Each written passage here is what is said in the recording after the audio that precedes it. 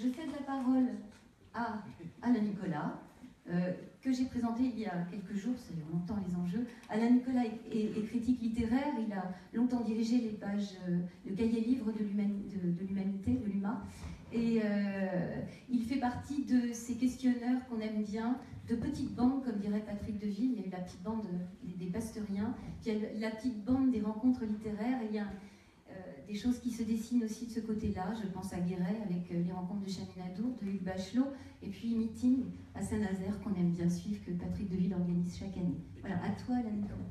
Et Clermont-Ferrand, bien entendu. La revue est toujours, souvent, pas forcément toujours, mais est souvent née sinon d'un désaccord, mais parfois d'une rupture, parfois d'une dissidence, d'un dissensus, parfois simplement de la volonté d'affirmer, de répondre à un manque. Et cela aussi, ce manque peut être perçu comme l'absence d'écho à telle ou telle tendance littéraire, idéologique. Et c'est un peu ce qui va nous réunir avec Jean Lacoste de En attendant Nado, Johan Ferber de Diacritique et Dominique Dupart de Vacarme. Voilà. Alors 3 revues qui ont des histoires différentes, des supports différents, et on ne sait pas si c'est forcément né d'un désaccord ou d'une volonté de le créer, mais ce qui est important déjà, c'est d'explorer, d'interroger ce désir de revue, qui est souvent aussi, Sylvie dont parlait de petites bandes, souvent les revues, c'est la naissance des revues et le fruit d'une conception collective.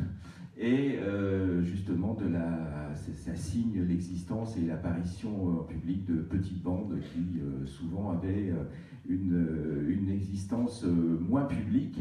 Et c'est dans ce sens que je vais demander déjà à chacun de nos participants de nous dire comment est née la revue à laquelle ils participent et voilà, de quelle volonté d'affirmation ou de négation.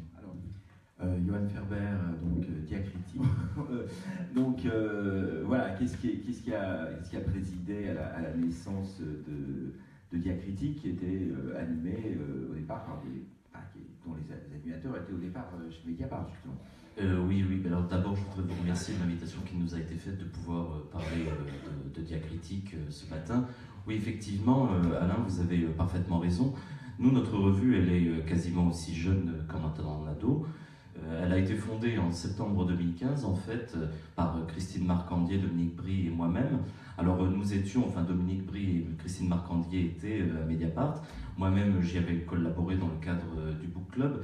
Et en fait, on s'est dit un jour, par une sorte de prise de conscience, on a constaté, en fait, que la culture n'avait peut-être pas la place qu'elle méritait, à la fois dans la presse écrite et dans la presse radiophonique. Alors, la littérature occupe toujours une place dans les quotidiens, qui, vous le savez bien, Alain, est toujours sous la forme d'un supplément.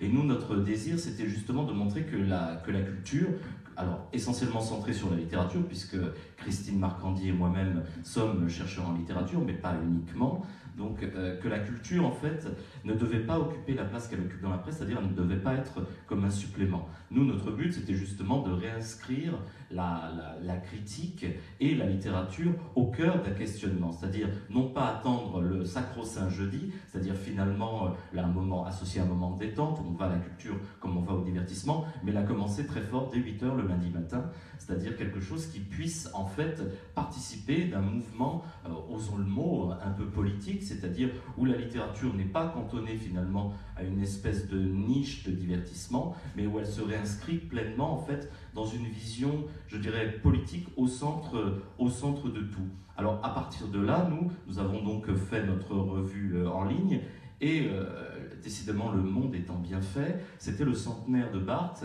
et on a décidé donc pour les premières mises en ligne de nous placer sous, si j'ose dire, son saint patronage, c'est-à-dire à la fois d'un côté incarner une critique littéraire exigeante, enfin on essaie, comme on le peut, avec les moyens que l'on a, une critique qui questionne en fait la littérature d'un point de vue non pas uniquement de la recension, qui a effectivement dans la réception ses vertus, mais peut-être de lecture critique beaucoup plus déployée, peut-être qui ressemble beaucoup plus à des études finalement universitaires, et puis d'un autre côté, explorer aussi ce versant médiatique que Barthes avait exploré, c'est-à-dire finalement le versant mythologique, le versant sémiologique, et proposer en fait un double questionnement, qui est un questionnement en fait qui installe finalement la parole du chercheur, la parole du critique et la parole du journaliste au cœur d'une réflexion finalement très large, finalement pour parler comme Deleuze un peu rhizomatique,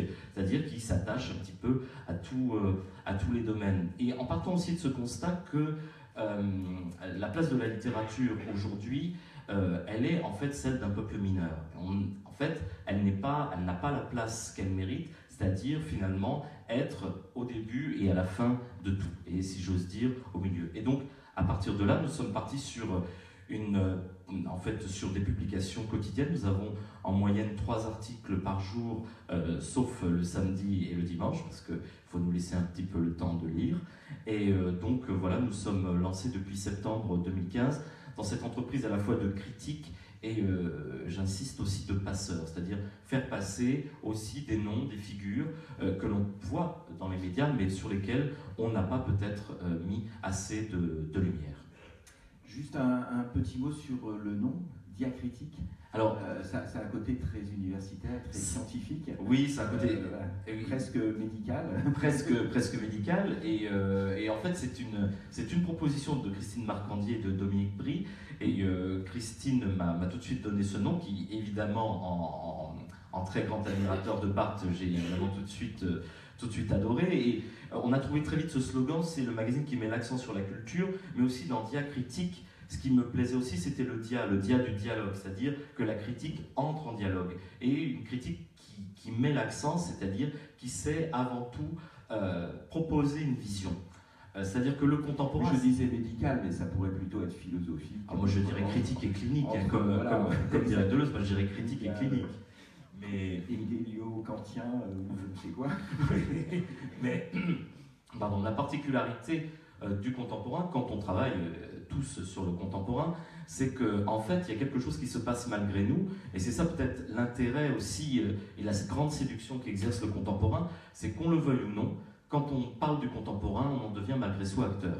D'ailleurs, ce matin, on est sur une scène. Ça prouve bien que finalement, quoi qu'on fasse, même si on essaie de reculer sa parole dans l'ombre de la critique et de ne pas apparaître comme un des acteurs, on a en fait une vision à porter. Et cette vision, elle se détermine autour de préférences, autour de questionnements, autour de problématiques qui font qu'effectivement, en tout cas, proposer une critique d'un livre, c'est mettre l'accent sur un élément du champ culturel qui aurait pu être délaissé jusque-là.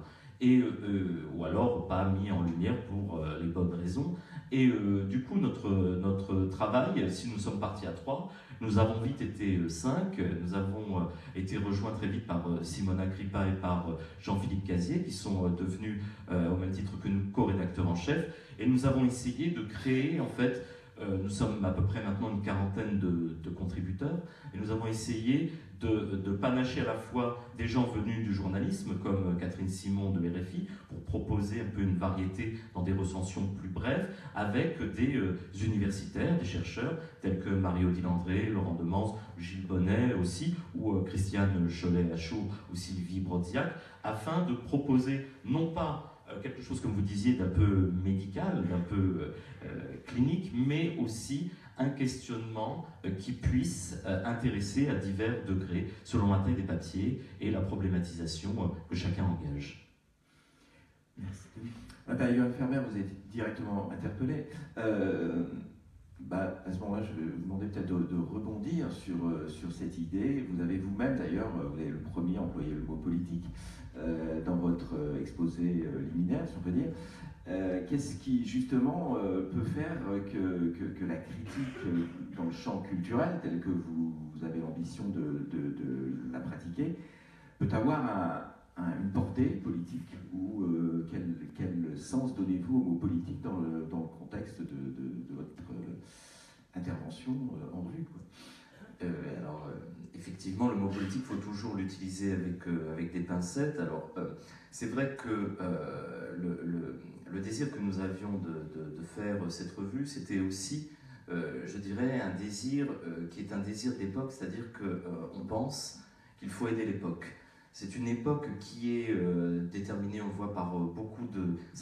on procède d'une vision de la société qui est une lecture de la société critique, et notamment une sorte de champ culturel où le débat public est complètement rabattu sur des questions qui sont des questions extrêmement réactionnaires, des questions où dès que quelqu'un propose une idée, il est immédiatement rabattu sur le champ de ce qu'on appelle la bien-pensance, et où finalement, nous, ce qu'on essaye de mettre en lumière, c'est à la fois un double questionnement. C'est par la littérature, effectivement, proposer une vision dans laquelle la littérature se réinscrit en fait dans le champ. Par exemple, nous avons mené à la rentrée à la parution de son nouveau livre Continuer de Laurent Mauvigné, on a essayé de voir avec lui pourquoi justement il était amené à écrire un livre comme Continuer, dans lequel il y avait, contrairement à ce qui peut se pratiquer aux éditions de Minuit, finalement un roman dans lequel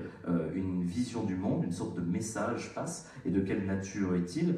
De la même façon, là, très récemment, Tanguy Viel a publié l'article 353 du Code pénal, et pour la première fois, il y a une inscription politique chez un auteur réputé beaucoup plus formaliste, ou en tout cas réputé beaucoup plus tourné vers le cinéma et la littérature. Et donc cette ouverture, qui donne très justement le titre de cette 10e manifestation, c'est aussi pour nous l'occasion de voir qu'il faut d'une part questionner la littérature, d'une part aussi questionner le cinéma et questionner les expositions que nous allons voir, mais aussi nous accueillons des textes politiques. On a publié toute une série de manifestes contre le travail, parce que Diacritique, même si on travaille beaucoup, s'inscrit contre la notion même de travail, en tout cas tout ce que l'on peut appeler, tout ce que l'on a appelé au printemps la valeur travail. Voilà, et donc on était farouchement opposés à la loi El Khomri, par exemple, dans une série de textes que nous avons publiés. Et puis la littérature, et notamment la philosophie, car nous avons aussi dans notre équipe des gens comme Aurélien Barraud, ou nous avons accueilli aussi des textes de Jean-Luc Nancy. La philosophie peut nous aider à questionner en fait le champ politique. On a beaucoup rendu compte dans une série d'articles je vais dire, l'hystérie journalistique autour des débats de la primaire de droite, du naufrage supposé de la primaire de gauche. Et si on pouvait résumer tout ce que je viens de dire en une phrase, ce serait celle de Jean-Luc Nancy dans un livre qu'il a fait paraître l'année dernière, qui s'appelle « Que faire ?»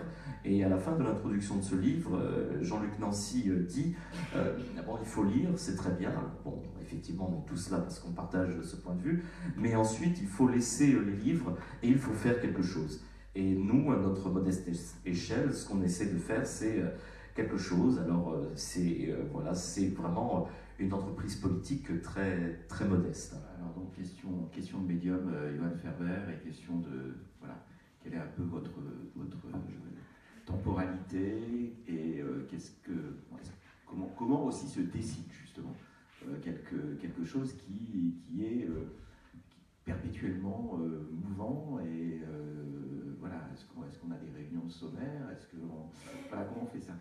Alors, vous avez parlé d'une rédaction en chef relativement étendue à plusieurs personnes. Oui, c'est-à-dire on est 5 en fait co-rédacteurs en chef, et en fait le rythme de parution de Diacritique, il est fondé en fait sur le flux, vous l'avez très bien dit, c'est-à-dire finalement nous, notre support, puisque nous sommes un magazine, une revue en ligne, en fait il est de 3 articles par jour. C'est notre ligne de passe, notre ligne de base. C'est-à-dire que du lundi au vendredi, nous publions ces 3 articles, et ils sont de nature qu'on essaye variée. C'est-à-dire que c'est Christine Marcandier qui s'occupe de la programmation, de la répartition. Nous envoyons à Christine nos articles. parce que chacun en fait, des 5 co-rédacteurs est le référent d'un certain nombre de contributeurs, et chaque co-rédacteur en chef centralise les articles qu'il reçoit et les renvoie à notre programmatrice en chef, et qui, elle, assure la programmation en panachant à la fois des articles de longueur selon la longueur. Aussi, nous avons aussi des articles de création, nous avons des interventions d'auteurs, d'écrivains, nous avons aussi des photographes, nous avons toute une série de photographies, de manière aussi à ce que ce flux, si j'ose dire, soit fluide. C'est-à-dire que nous sommes, par exemple, pour nous, il nous paraît impossible de publier par jour 3 grands articles, 3 grandes études critiques. Pourquoi? Pour la simple et bonne raison qu'en fait, ils ne seraient pas lus, ou ils seraient rendus invisibles par précisément ce flux. Et donc on essaye un petit peu de proposer une variété. Pour être concret, il y a un ensemble qui était très remarqué, c'est une série d'interventions, d'interviews plutôt, d'Emmanuel Jawad en poésie, qui a été très, très suivie. Et donc ça, il y a une mise en phase, il y a un calendrier qui est décidé, un programme, oui, des dates de mise en ligne. Alors les dates de mise en ligne, non, c'est en fait selon, alors c'est toujours la difficulté des entretiens, c'est-à-dire c'est aussi, il faut les retranscrire, donc ça prend un peu plus de temps. Non, c'est au fur et à mesure, en fait, à chaque fois qu'on ouvre une série, ça peut être Deleuze aujourd'hui, ça peut être photographie, ça peut être effectivement les entretiens d'Emmanuel Jawad. La périodicité n'est pas fixée dès le début, parce que sinon, en fait, ça contraint beaucoup trop. Ça contraint beaucoup trop parce que peut-être que l'entretien n'arrivera pas à temps, peut-être que Emmanuel Jawad n'a pas réussi à réaliser l'interview dans les temps. Donc il ne faut pas qu'on s'impose de contraintes, et au contraire qu'on soit beaucoup plus fluide. Voilà, beaucoup plus fluide, mais la série a été décidée avant, c'est-à-dire il y aurait 10 entretiens et ils seraient égrenés tout au long, disons, d'une périodicité, si je me souviens bien, de 6 mois. Et en fait, cette question, en fait, de la périodicité, elle doit être abordée pour nous avec beaucoup de souplesse, et même dans les articles qu'on reçoit. Nous, la particularité de ce support Internet, et notre volonté aussi, c'est qu'on peut avoir plusieurs articles sur le même livre, plusieurs articles sur le même film, ou plusieurs articles sur la même exposition, de manière, en fait, même s'ils sont contradictoires, à faire rayonner plusieurs points de vue, diffracter ces points de vue pour que, justement, le lecteur puisse aussi, en fait, trouver matière à réflexion. On va prendre 2 minutes pour répondre, j'imagine, au désir de lecture que vous trois vous avez pu susciter, et pour vous demander à chacun de nous dire où et comment on peut se procurer. Alors, Vacarme, j'imagine que c'est par abonnement, et enfin je sais que c'est par abonnement, et peut-être aussi dans certaines librairies. Dans toutes les bonnes librairies. Est-ce que le site est gratuit, par exemple? Comment fait-on? Est-ce qu'il faut être abonné? Le site est gratuit. Voilà, le site est gratuit. Nous sommes pour la gratuité, enfin. Voilà. Et alors après, donc les représentants des revues en ligne, Johan Ferber et Jean Lacoste, donnez-nous un peu des précisions. Comment fait-on pour lire Diacritique? Qu'est-ce qui est gratuit? Qu'est-ce qui est payant? Quelle date? Combien ça coûte? Écoutez, Diacritique, c'est comme Facebook, c'est gratuit, ça le restera toujours. C'est comme le slogan sur la page d'accueil. Non, nous, en fait, il suffit de taper diacritique.com, de s'installer dans son fauteuil et puis de cliquer. Voilà, ça se déroule. Vous avez un système d'archives qui est très bien fait.